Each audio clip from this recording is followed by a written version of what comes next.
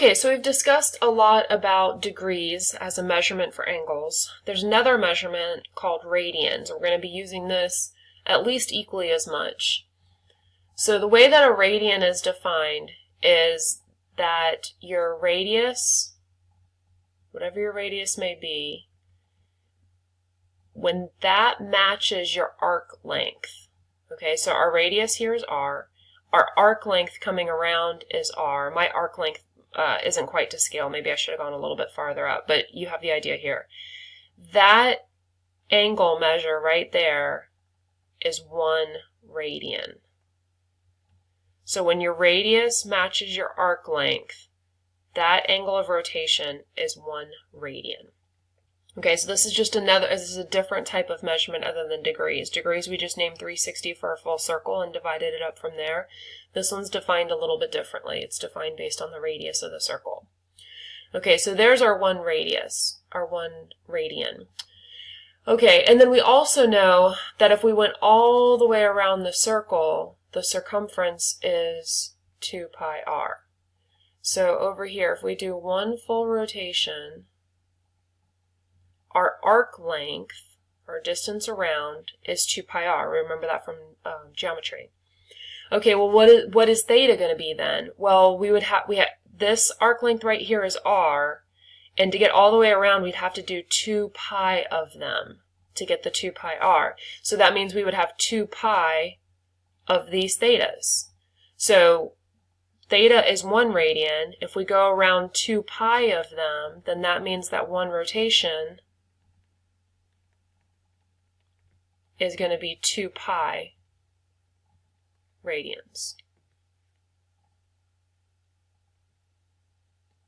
Okay, so 1 radian is defined based on this. We don't use that definition too often, but we do use the fact that 1 rotation is 2 pi radians, and we break it down from there just like we did for the degrees.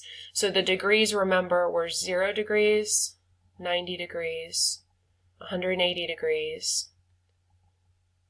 I don't think we talked about this one, but this one would have to be 270 degrees.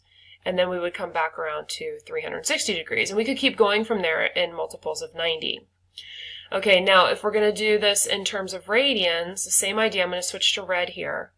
We're going to have 0 radians there, okay, because remember that's always our initial side. Okay, if we go all the way around, then that's going to be 2 pi. Okay, just like 0 and 360 were all the way around for degrees. So 0 and 2 pi for radians. So that means if we go halfway around, halfway between 0 and 2 pi would be pi. Okay, so halfway around the circle is pi. If we cut that in half again, okay, halfway between 0 and pi would have to be pi over 2. Okay, so we go 0, pi over 2, pi. Then we're going to go another increment of pi over 2. That's going to give us 3 pi over 2. And then we go another pi over 2. That gives us 4 pi over 2, or 2 pi, which is what we were expecting. Okay, so these increments are going to be important to remember moving forward. We count by 90s in degrees, and we count by pi over 2 when we're talking about radians. All right, so let's look a little bit more. Sorry, that's my puppy dog. Let's look a little bit more at the relationship between degrees and radians.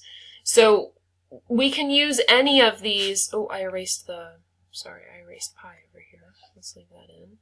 Okay, we can use any of these relationships as a unit conversion, except for 0 to 0, because that wouldn't make sense. The easiest one to work with, though, is this one right here, the pi and the 180. So even though 2 pi and 360 obviously are the same thing, we've got it's like extra numbers there. We have to deal with the 2 and the 360. They're bigger. It's easier to do the pi and the 180. That's kind of like the most reduced without introducing any fractions in or anything like that. So we're going to use that for our unit conversion. So let's say that we have, so we're going to use here 180 degrees is equal to pi radians. There's our unit conversion. All right, so let's say that we want to convert between the two. So let's say that we have 300 degrees, and we want to get its equivalent in terms of radians, and we're going to be doing this quite a bit.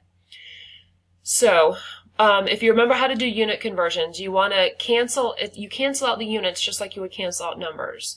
So we want to multiply by a factor of 1, and our factor of 1 is that pi is the same as 180. We want to get rid of degrees. Okay, so since we have degrees, we want to cancel that out, and we want to end up in radians. So what's the conversion? The conversion is that pi is the same as 180. That's the same thing, so we're multiplying by 1 and we haven't changed anything. Okay, let's get rid of this circle over here. Okay, so now what happens, things start to cancel out, just like they would with any set of fractions. So the degrees cancel out, which is what we want, and we're left with radians, which is good, because we're trying to convert to radians. And then we should be able to cancel these numbers here. When you're going into radians, you want to try to leave it as a reduced fraction. We typically don't change to decimals when we're in terms of radians. So we want to reduce 300 and 180. You can just go through and divide by multiples that you see, or you can see that 6 goes into both of these, so 60 is going to go into both of these. So that's a pretty good size multiple to divide all at once. So let me do a color here. So I'm going to divide both of these by 60. I'm going to get 5 here, and I'm going to get 3 here. So what we're left with is 5 pi over 3, and we are in the unit radians. Now, a lot of times we're going to leave the radians off. If you see a pi in there, you can pretty much just assume that it's a radian. So 5 pi over 3 is the conversion. 300 is the same as 5 pi over 3. All right, now going the other direction, let's say we have 7 pi over 6, and we want to figure out what this would be in terms of degrees. So this is in radians. Again, sometimes we don't put that in there. 7 pi over 6, we want to convert that to degrees. Okay, so this time we want to get rid of radians. So we're going to put that in the bottom so it cancels out, and we want to end up with degrees. So we need that to be on top. So what's the conversion? Pi radians is the same as 180 degrees. Okay, so now let's see what happens. So the radians cancel out, which is good. The pi's cancel out, which is good.